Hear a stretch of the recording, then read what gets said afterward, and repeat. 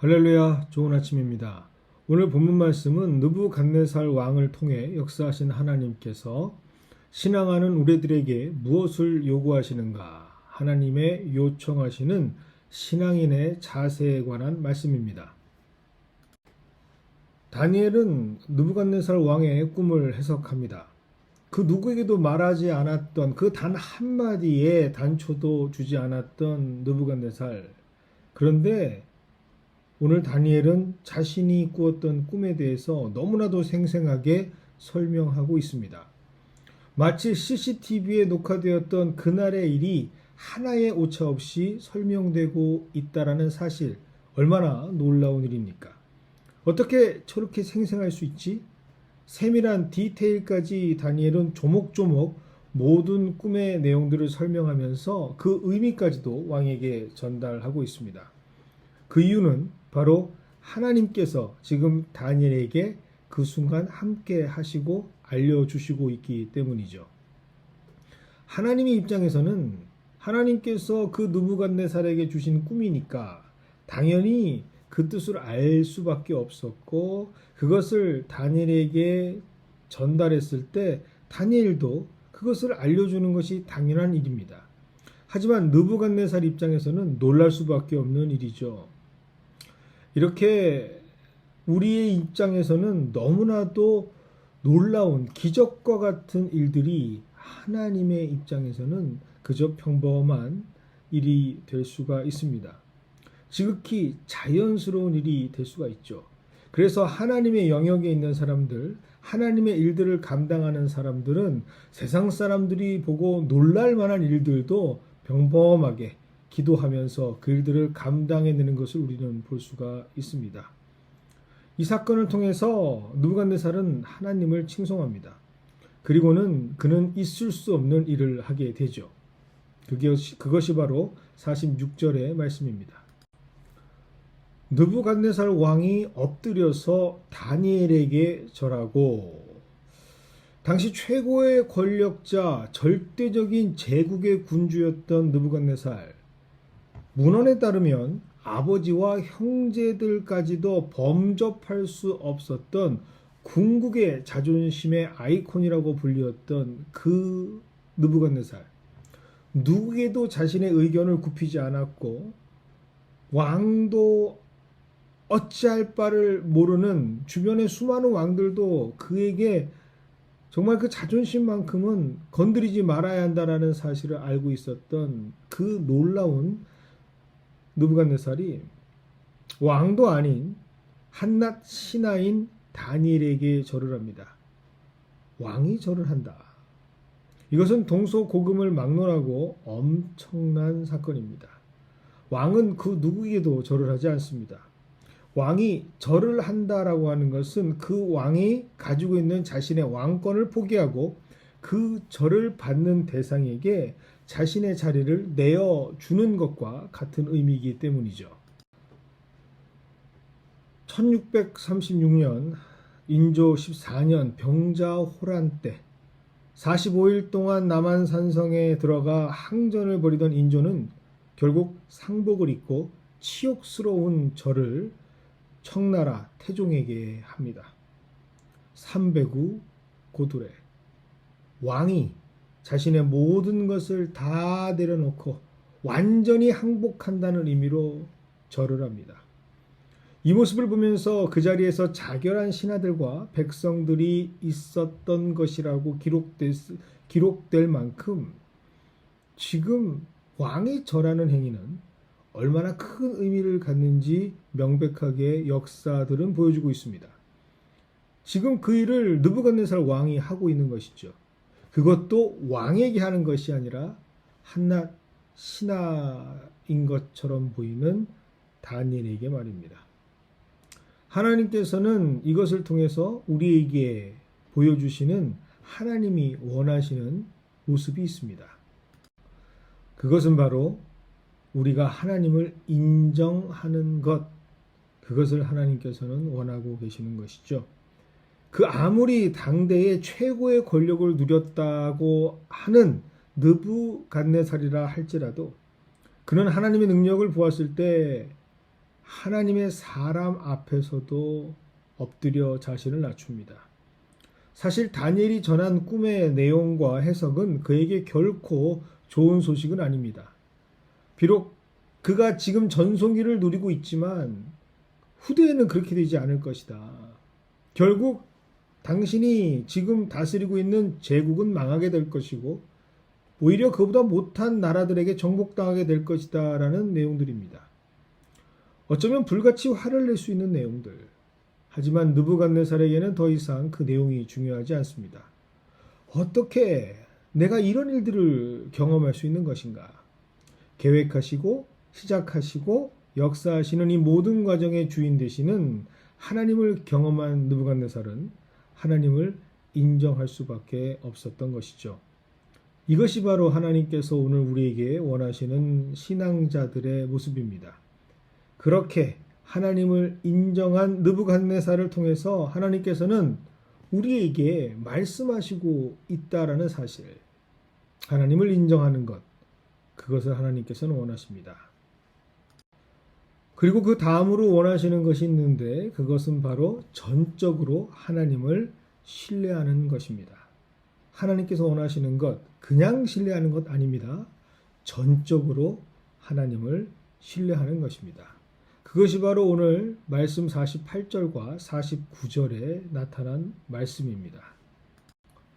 왕은 하나님의 사람 다니엘을 바벨론 지역의 통치자와 바벨론 모든 지혜자의 어른으로 발탁합니다. 단 한 줄의 성경 표현이지만 사실 이것은 굉장히 큰 일이자 어마어마한 일입니다. 제 아무리 무소의 권력을 갖고 있었던 정말 아나무인격이었던 느부갓네살이라 할지라도 제국을 다스리는 왕, 자신의 정치적인 뒷받침이 되어주는 통치자들과 그리고 지혜자들의 지지와 기반 없이 이렇게 갑작스럽게 결정을 내린다라고 하는 것은 다소 무리가 따르죠. 사실 불가능한 일입니다. 하지만 느부갓네살은 더 이상 이러한 정치적 기반이나 사람들을 두려워하지 않습니다. 이미 이전부터 지금까지 참된 왕 되시는 하나님을 만나고 인정한 그는 하나님께 모든 것을 맡기는 전적인 신뢰를 보여주고 있습니다. 그런 느부갓네살은 하나님을 향한 신뢰로 제국의 운영을 하나님께 맡긴다라고 하는 영적인 액션으로 하나님의 사람을 세울 수 있었던 것이죠.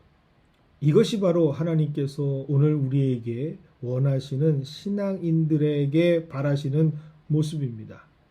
하나님을 경험하고 그 하나님을 인정했다면 우리는 하나님을 전적으로 신뢰해야 합니다. 우리가 하나님을 신뢰할 때만이 하나님께서 역사하시기 때문입니다. 언제부턴가 교회에서 관용어처럼 쓰이는 표현이 하나 있습니다. 다 내려놓았습니다 라는 표현입니다. 참 좋은 신앙의 고백이죠. 하지만 이 말은 신앙의 한 과정일 뿐 이것으로 모든 것이 완성되는 것은 아닙니다. 내려놓음, 그 내려놓음은 과정 중에 하나죠. 이것으로 어떤 결과가 바로 귀결되는 것은 아닙니다. 그래서 내려놓음의 속편은 더 내려놓음이 되는 것이 아니라 내려놓음은 그 동시에 하나님께 맡겨드리는 신뢰와 함께 고백되어져야 하는 신앙의 과정입니다. 내가 나의 삶의 운전대를 내려놓다라는 그것으로 그치는 것이 아니라 그 핸들을 하나님께 맡겨드리는 그것을 함께 동반하는 내려놓음이 되어야 합니다. 하나님, 내가 이제는 드라이빙 하지 않겠습니다. 내가 이제는 이것을 잡고 내가 운전하지 않겠습니다. 내가 내려놓고 하나님께 이 핸들을 맡겨드립니다. 라고 하는 신뢰의 고백까지 함께 해야 합니다. 이것을 행했을 때 하나님의 나라가 시작이 되고 완성될 수 있는 것이죠.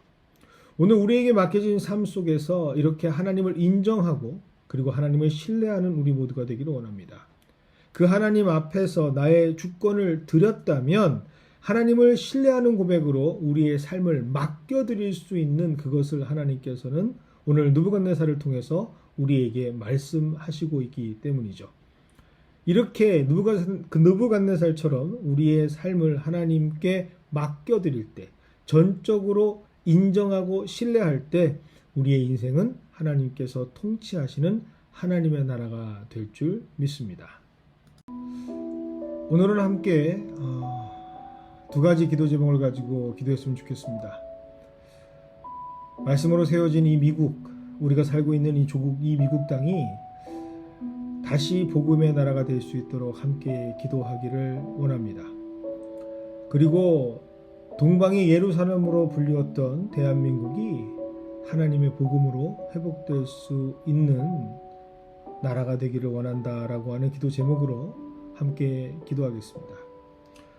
하나님 아버지, 신앙을 찾아 자신의 사랑하는 자녀들을 품에 일어가면서까지도 하나님을 갈망하는 마음으로 시작했던 이 나라, 하나님, 하지만 어느 순간부터인지 이 나라가 자신들의 꿈이 이루어지는 아메리칸 드림을 앞장 세우며 번영과 그리고 자신의 모든 것들을 다 경제적인 이점이나 세상의 가치에 던져두고 그렇게 매여서 살아가는 나라가 되어져 버렸습니다.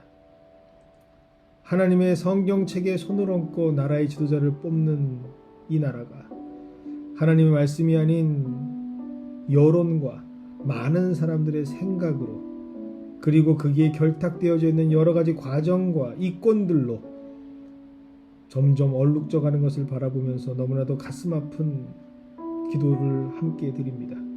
하나님, 이 나라 다시 한번 하나님의 놀라운 은혜가 회복되어지는, 하나님의 말씀으로 세워졌으니 하나님을 인정하고 하나님을 신뢰하면서 하나님께서 세우시는 회복이 넘쳐나는 나라가 되게 하여 주시옵소서. 동방의 예루살렘으로 불리며 아무것도 없던 나라가 하나님 말씀 하나 붙잡고 세계의 부강한 나라가 되었습니다.